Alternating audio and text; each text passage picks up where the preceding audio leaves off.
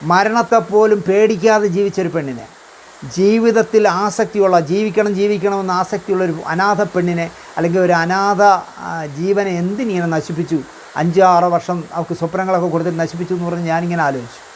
അങ്ങനെ ഇരിക്കുമ്പോൾ ഞാൻ ഈ ഫേസ്ബുക്കിൽ പോസ്റ്റ് ചെയ്തതിൻ്റെ പിറ്റേ ദിവസം, ഇവൾ മരിച്ചതിൻ്റെ പിറ്റേ ദിവസം ചെതയാറി തണുക്കുമ്പോൾ എനിക്കൊരു ഫോൺ. ഞാൻ ആ ഫോൺ എടുക്കുമ്പോൾ ഒരു സ്ത്രീയാണ്, വളരെ എന്നെ 25 വർഷമായിട്ട് പരിചയമുള്ളതുപോലെ ചിരിച്ചുകൊണ്ട്, ദിനേശ് ചേട്ടാ. ഞാൻ പറഞ്ഞു അതെ ദിനേശ് ചേട്ടാ, ഞാനൊരു കാര്യം പറയാൻ വിളിച്ചതാണ്. ഞാൻ പറഞ്ഞു പറയൂ എന്ന് പറഞ്ഞു. ചേട്ടാ ഇന്നലെ ഒരു മേക്കപ്പ് വുമൺ മരിച്ചില്ലേ, ഒരു ഹെയർ ഡ്രസ്സർ. ഞാൻ പറഞ്ഞു അതെ. ചേട്ടാ ഒരു പുരുഷൻ്റെ കൂടെ 4-5 മാസം കിടന്നാൽ അവൾ എങ്ങനെ ചേട്ടാ ഭാര്യയാവും? ഒരു പെൺകുട്ടി എന്നോട് ചോദിക്കുകയാണ്, 4-5 മാസം ഒരുത്തൻ്റെ കൂടെ കിടന്നാൽ അവൾ എങ്ങനെ ഭാര്യയാവും? ഞാൻ പറഞ്ഞു അവളുടെ ചെത അടങ്ങിയിട്ടില്ല. നിങ്ങൾ ഈ പറയുന്ന വാക്കൊരു സ്ത്രീക്ക് പറ്റിയ വാക്കല്ല.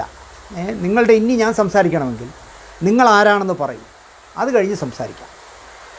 അങ്ങനെ ഞാൻ ഭയങ്കരമായിട്ട് പ്രഷറൈസ് ചെയ്തപ്പോൾ അവൾ പറഞ്ഞു, ഞാൻ നിങ്ങൾ ഈ പറയുന്ന നടൻ്റെ സഹോദരിയാണ്.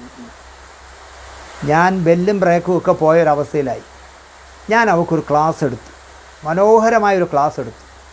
ആ ക്ലാസ്സിൻ്റെ അവസാനം ഫോണിലൂടെ അവൾ പൊട്ടി കരഞ്ഞു.